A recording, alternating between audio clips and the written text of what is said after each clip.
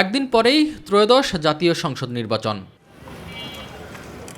দেশজুড়ে শান্তিপূর্ণ পরিবেশ বজায় রাখতে সর্বোচ্চ প্রস্তুতি নিয়েছে আইনশৃঙ্খলা বাহিনী। পুলিশ সদর দপ্তরে আয়োজিত ব্রিফিংয়ে পুলিশের মহাপরিদর্শক জানান, ভোটের আগে, ভোটের দিন এবং ভোট পরবর্তী সময়ে 3 ধাপে প্রস্তুতি থাকবে। নিরাপত্তা ব্যবস্থা মূলত 3 ধরনের হবে। নির্বাচন কেন্দ্র ৪২,৭৭৯-তে প্রতি কেন্দ্রে আমরা স্ট্যাটিক ফোর্স কিংবা স্থির ফোর্স থাকবে প্রহরা এবং পরিচালনার জন্য। নির্বাচনকালীন যে কোনো গুজব বা উস্কানিমূলক কার্যক্রমের বিরুদ্ধে তাৎক্ষণিক ব্যবস্থা নেওয়া হবে উল্লেখ করে আইজিপি জানান, ঝুঁকিপূর্ণ কেন্দ্রগুলোতে বডি অন ক্যামেরা ও ড্রোন ব্যবহার করা হবে। এবার যেহেতু মেটার সাথে আইসিটি অ্যাডভাইজারের আন্ডারে যে সেল আছে, ওনারা মেটার সাথে এবার সরাসরি কথা বলেছেন।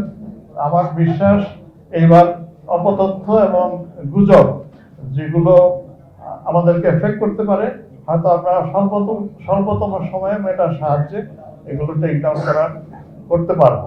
আমি মনে করি যে আমাদের যে সিকিউরিটি অ্যারেঞ্জমেন্টটা এখন আছে, ইলেকশনকে ডিসরাপ্ট করার মতো কোনো শক্তি নাই। কোথাও একটা ক্রাইম হতে পারে, একটা ডাকাতি হয়ে যেতে পারে, একটা খুন হয়ে যেতে পারে, কিন্তু ইলেকশন ডিসরাপ্ট করতে পারবে না। এটা ৩,০০০ই হোক আর ৬,০০০ই হোক।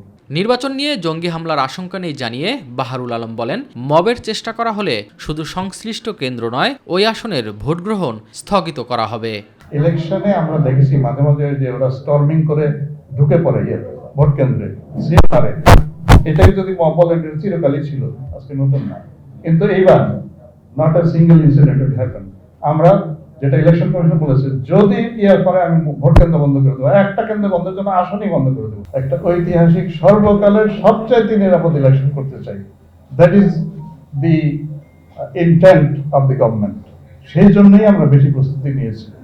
হুমকি যেটা পরাজিত শক্তি, ফ্যাসিস্ট শক্তি যারা হুমকি দিত, আপনারা জানেন তারা নিজেরাও ডিসকারেজ।